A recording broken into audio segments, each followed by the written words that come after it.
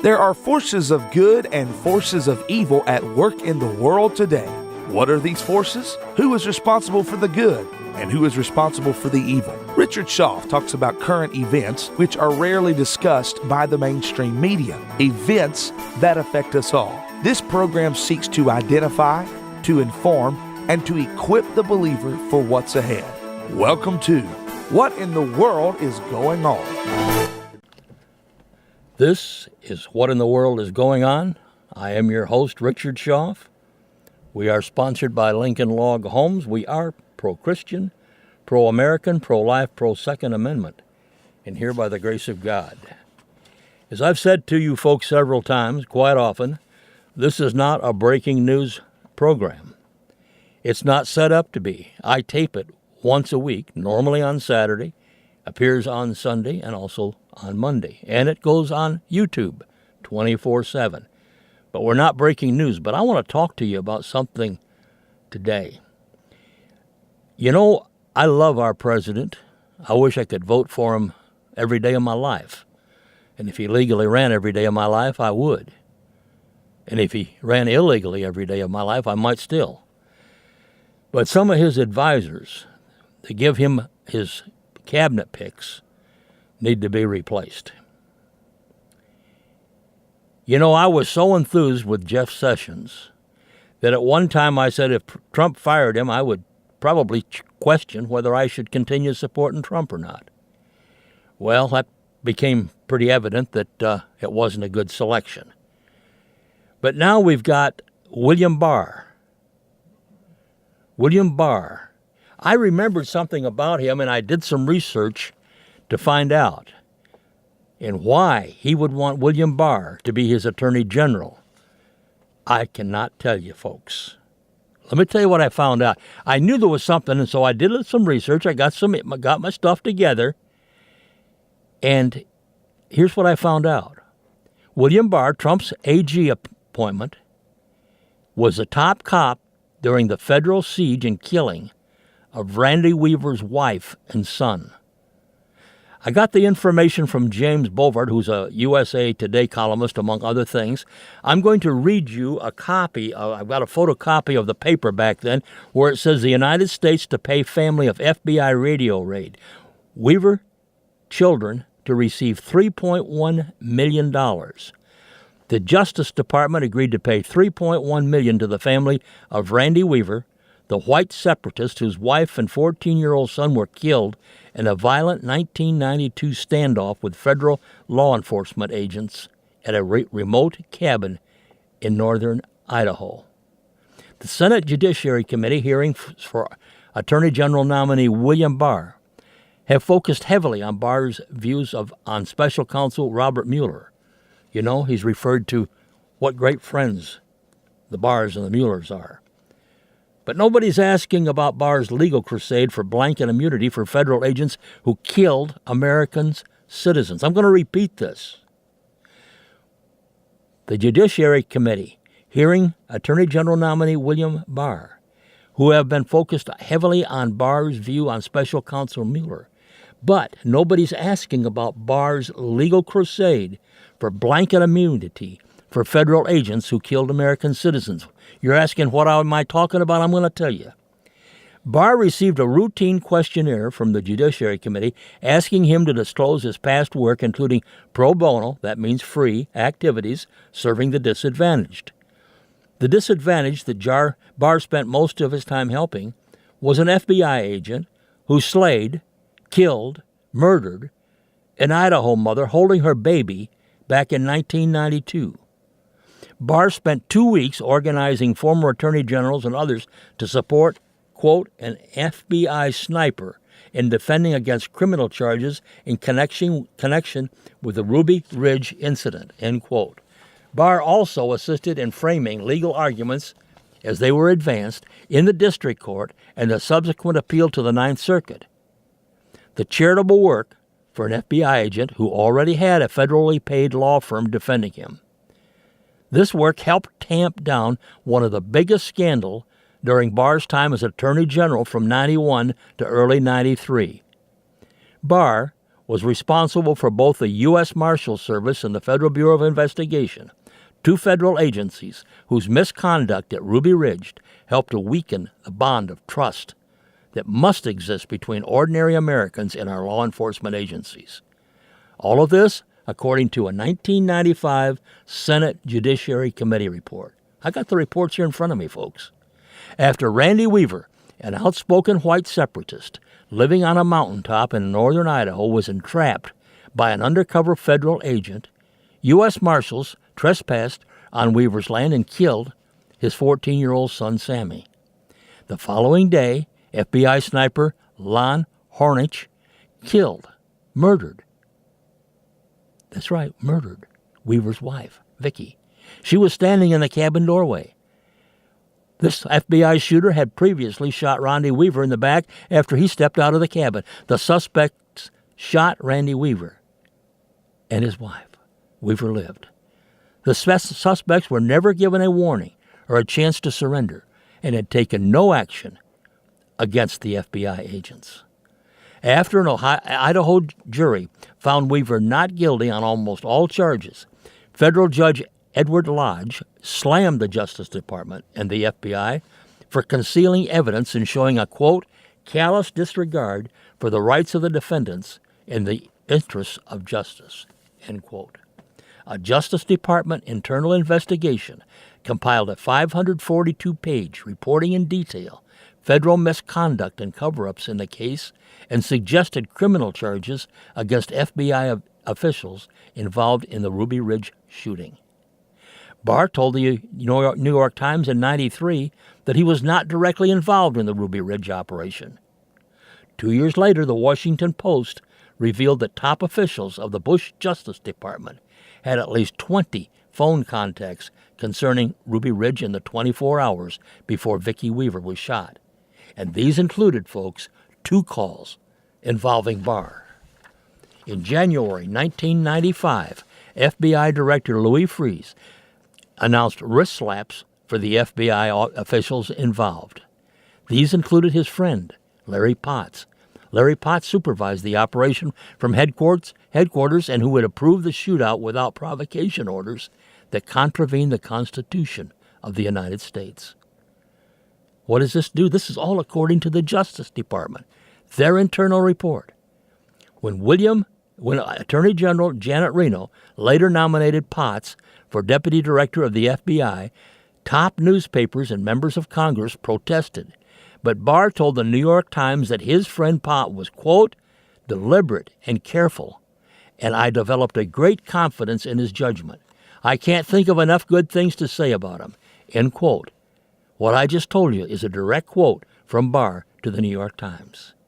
A few months later, the FBI suspended Potts after suspected perjury regarding Ruby Ridge. Now, Potts was not charged, but you know what?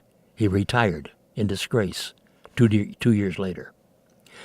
The U.S. Justice Department paid $3 million to settle a wrongful death lawsuit from the Weaver family. But when Boundary County, Idaho filed criminal charges against the shooter, Hornich, Barr sprang to action seeking immunity for FBI snipers. He spearheaded efforts to sway the court to dismiss all charges because holding a sniper liable would, quote, severely undermine, if not cripple, the ability of future attorney generals to rely on such specialized units in moments of crisis, such as hostage-taking and terrorist acts, end quote. And this is the man we now want to reappoint as Attorney General? A couple of questions the senators ought to ask him on executive power. When the Justice Department won an initial appeals court victory in the case of 2000, federal judge Alex Kozinski warned in a dissent of a new James Bond 007 standard for the use of deadly force against American citizens. The same court reversed that decision the following year.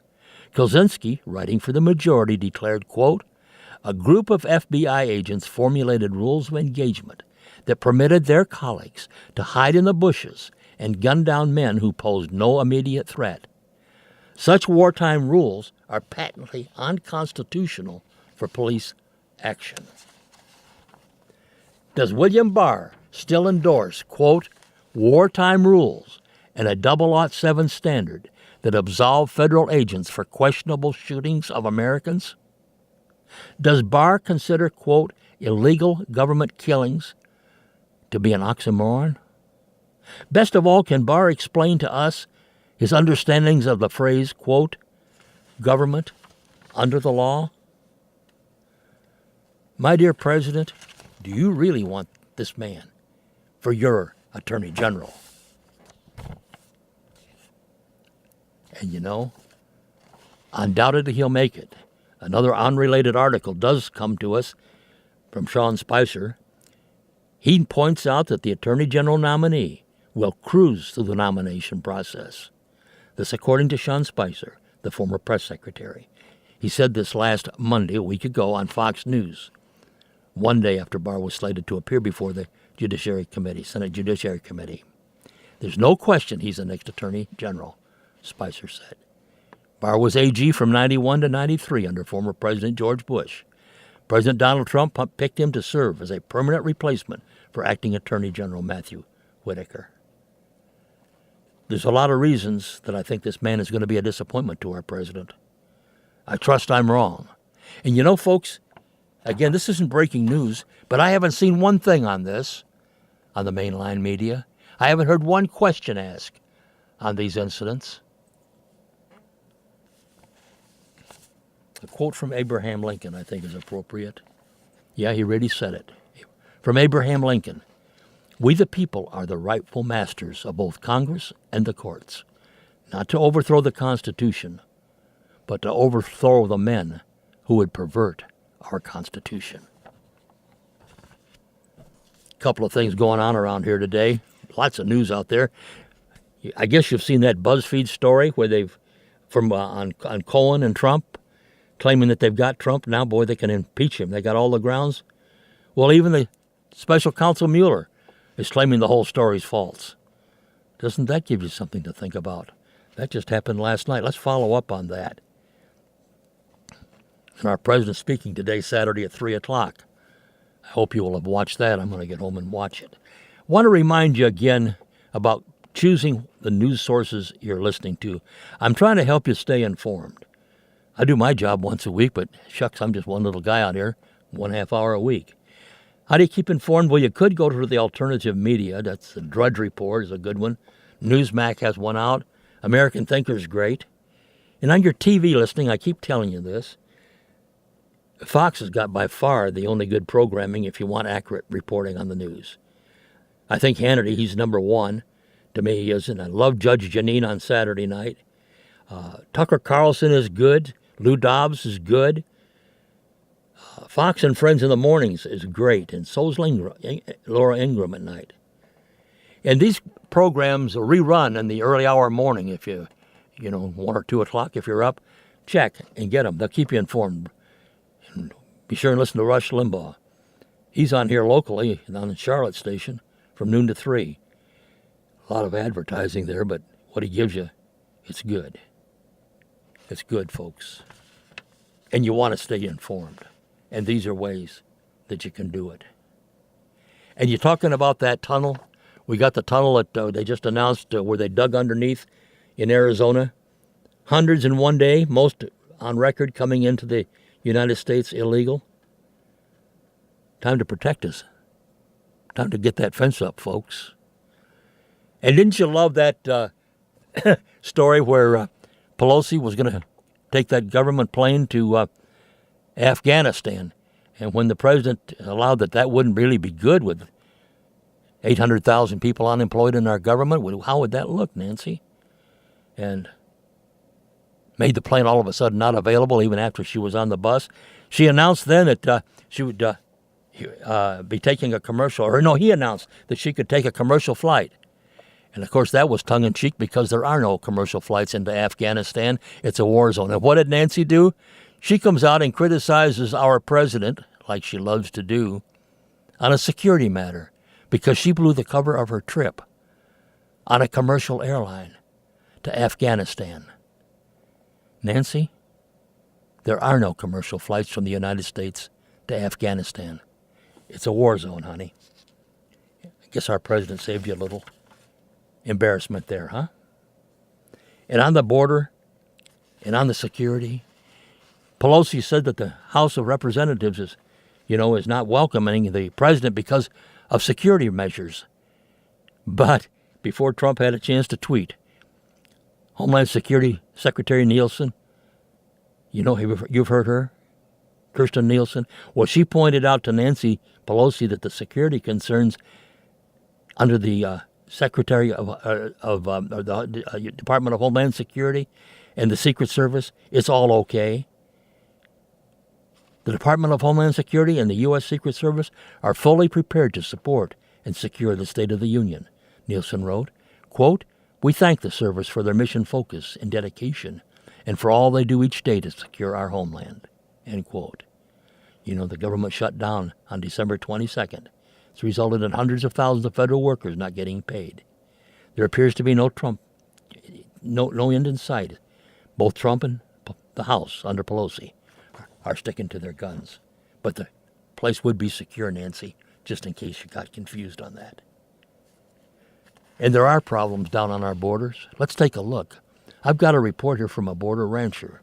You know what he just reported? We got prayer rugs out there in the desert. He said it's really unreal. Ranchers and farmers near the U.S.-Mexico border have been finding prayer rugs on their properties in recent months. This according to a rancher who asked to remain anonymous in fear of retaliation by cartels. The maps are pieces of carpet that those of the Muslim faith kneel on as they worship. There's a lot of people coming in, not just from Mexico, the rancher said. People, the general public, just don't get the terrorist threats that are really here. That's what's really scary. You don't know what's coming across. You don't know what's next. We found prayer rugs out there. It's unreal. It's not just Mexican nationals that are coming across, the rancher said. Border Patrol and its parent agency, Customs and Border Protection, did not respond to multiple interviews for comment. But CBP's Arizona region issued, quote, a statement on Wednesday that said agents had arrested people from across the border over the past 5 days. This particular rancher, who lives with his family in a remote southwestern part of the state, said the discoveries raised questions about how many people are illegally entering the U.S. in this one county of New Mexico. They've traveled thousands of miles from overseas to sneak across our southern border. But no, we don't need to put any fence up, do we, folks? Just one of the residents from Manamas, New Mexico. That's a very small city town that sits between the international border and the Border Patrol's Lordsboro Station, which is 95 miles north of the boundary. The rancher and 6 other residents of this little town told Washington Examiner just this week that migrants from places other than Mexico and Central America are arriving. Billy Darnell, a cattle rancher in Años, said his neighbor had 18 women and children from the Philippines show up on his property last year. Border Patrol was called to the scene, and they took the group in. Government officials indicate 6 known or suspected terrorists were caught trying to enter the U.S. from Mexico from October 1 of 17 through March 31st of 18. However, the Trump administration has stated on several occasions that 3,700 people who were identified as coming from countries with terrorism problems have also been apprehended at the border. We're talking about thousands, the thousands of terrors from the watch list of individuals who've traveled throughout our hemisphere last year. A quote from Homeland Security Secretary Kirstjen Nielsen on Fox News. She said, and I continue quoting, to pretend there's not a danger on an unsecured border, on an open border, is just ridiculous.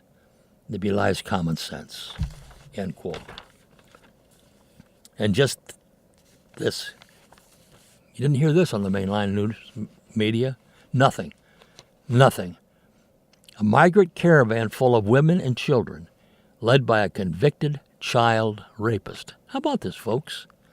The optics for the latest caravan don't get much worse than this. The Honduran border police arrested a 26-year-old fugitive they said was leading it and hauled him off to prison to serve the 15-year term that came with his 2015 conviction. Caravan leader Juan Carlos Molina's crime? He raped a younger than 14-year-old. It was his own little cousin. He snuck into her house as she awaited her mother's return from work. The rape girl got pregnant from that and gave birth to a baby boy. Cops matched Molinina's DNA to that of the infant and secured his conviction in Honduras. Having skipped his court dates, he became a fugitive, and now he's out leading caravans these days. Undoubtedly, some of these caravans have women and children, and they're all heading for the U.S. Putting him in with women and children anywhere is revolting in the extreme. But here he was, expecting to get away with it because it was the media's untouchable caravan. Some of the caravanners he led may have valid asylum claims, but it's a hard fact that he was running from his crimes and ready to file an asylum claim for free entry into the U.S. Sound like the kind of people you'd like to be letting in?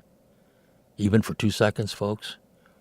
These are the real people whose sob stories that the media lap up as a report on caravanners as merely asylum seekers running from crime. Nobody ever mentions that some of them are the crime.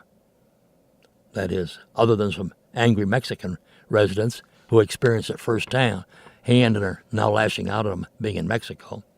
According to the open borders crowd and according to our laws, it's all good to have a guy like Morena get in because, well, he has a right to file an asylum case.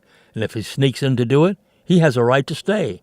That's what the law says. He can stay here for the duration. Well, good luck to all the 12-year-olds in whatever vicinity he planned to wait out his asylum claim in. But fortunately, in this case, the Honduran police got him first. The whole sickening spectacle highlights that migrant caravans really are loaded with criminals. And if the leader is a criminal, criminals have a safe space. U.S. Homeland Security surveillance identified about 600 criminals from the last caravan as the media poo-pooed the reports, and those were the ones the U.S. knows about. The ones they don't know about are people who had been let in or else would have broken, and sometimes that comes natural to criminals, and they'd have been allowed to come in and stay by legal default. Well, at least now the Mexican government is warning that the caravan have become magnets for criminals because they know have a money-making opportunity, and they have one in this case. In a jaw-dropping news item utterly ignored by the mainstream press, a top Mexican immigration official told La Raza, that's a left-leaning Mexican newspaper, that criminals were coming in to dominate the caravans now, with open border activists agreeing. And that, folks, is happening right here in the United States. And we don't have the money to build a wall, according to Nancy. You know, why do you think that the Democrats oppose the wall? Trump will actually build it, and that's why. The conservative consensus is that Democrats don't want to fund President Trump's wall because they hate him. Well, yes, Democrats do indeed hate President Trump, and yes, it's a deep-seated hatred. It's a soul-rotting hatred. But that's not the reason they won't fund the wall. The biggest reason Democrats won't even partially fund the wall is their absolute certainty, given the money, the president will actually build the thing. President Trump's not some out-of-the-loop politician who can be outmaneuvered by a deep state, whose embedded bureaucrats will tell him anything that he thinks that they want to hear, while the sabotage the project will cost overruns and endless delays. Now, the president will know how much it should cost, how much it will cost, how long it should and will take, and how to overcome government roadblocks. That's his wheelhouse, folks. He's done it his whole adult life. And since the wall is a signature issue, his personal passion, President Trump's going to be all over that construction project. That looming steel showstopper will be blocking invaders in record time, under budget, and ahead of schedule. Knowing that wall will become a reality if the president gets the cash, brings out the cheap labor express, wealthy power brokers like the billionaires for open borders, Michael Bloomberg, Rupert Murdoch, other distinguished members of Forbes 500, and as Lou Dobbs often reminds us, the globalists, the Chamber of Commerce, the Business Roundtable, Koch brothers, and Wall Street. But that's not the Washington insiders who like cheap renewable labor. It's not just them. No, we've also got retail giants like Target and Walmart and others that reap the benefits of illegal immigration. In fact, most industries get in on the deal. Listen to this, folks. A 2012 study shows a breakdown of unauthorized alien workers. 22% were in legal services, advertising, employment services, landscaping, waste management, dry cleaning, nail salon, car washes, and religious organizations. 18% were in the leisure and hospitality sector, lodging, food services, theme parks, transportation, and other tourism-oriented products and services. 16% were in the construction industry, 12% in the wholesale and retail trade. So most of the corporate world has some interest in stopping a border wall. It's not a top priority for many. These interests make for a powerful force, and they were not going to back down. The second reason Democrats will never fund the wall is their voter base. Not unions or teachers, but illegal aliens. Those who broke our laws, crashed our border, and now infringe on America's sacred right to elect their governments by illegally casting their votes. One glaring example was a 2016 presidential election where Hillary Clinton garnered some 800,000 votes from non-citizens. Well, let me ask you, how many of these illegal votes decided congressional or state races? Democrats continue to find creative ways for illegals to vote. Then there's a motor voter debacle. 1 million illegal aliens in California alone have driver's licenses. California admitted over 1,500 people were illegally registered under new automatic voter registration. And California is not an anomaly. 12 states in the District of Columbia have enacted laws to allow illegal aliens to obtain a driver's license. You know, the gold standard for identification? They get them. And there's cheap labor in a growing Democrat base. But those issues were there when Democrats voted for previous barriers. So what's the real problem? The real breaker is a missing out clause. As noted, construction is President Trump's wheelhouse. So that wall will go up quick. No time for the legislation to bring them back or rewrite it as they did with President Bush. Bush signed the Secure Fence Act of 2006, signed it into law if it was passed by a huge bipartisan majority in the House and Senate. That law ordered the Department of Homeland Security to construct 700 miles of fencing along the southern border and authorized the addition of lights, cameras, and sensors to enhance security. The law expressly required the wall to be constructed of at least 2 layers of reinforced fencing. When the Democrats took control of Congress a few months later, an amendment was added to the 2008 spending bill that gutted the law. So Democrat and open border Republicans were able to avoid a politically unpopular vote against the wall, then quietly got its construction. President Trump is not going to allow that to happen to him. Herein lies the real threat to the open border gang. The wall will be built, and it will be a permanent fixture. Not a fence drug dealers can build a ramp to roll over and deliver their poisonous drugs. It's not going to be a fence easily scaled or easily dismantled by future Democrat presidents. No, the Trump wall will be steel. It will be permanent. If a Democrat is elected president of the United States at a future date, he will not be able to simply undo the wall and reopen the border. That's the non-negotiable piece, the fact that a steel wall is irreversible. No escape clause, folks. The standoff over the wall looks like a lose-lose, a Mexican standoff, but the president can be totally victorious in this battle. In every battle, there comes a time when both sides consider themselves beaten. Then he who continues the attack wins. That's a quote from Ulysses Grant. Stay strong, Mr. President. You see, the American people are behind you. We've got a lot on our plate, folks. We've got a lot to look for. I want you to keep informed. As I said earlier, I can only be with you a half an hour each week. But if you look at Fox, choose out programs that I mentioned, you should be informed. And in closing, let me give you one short quote.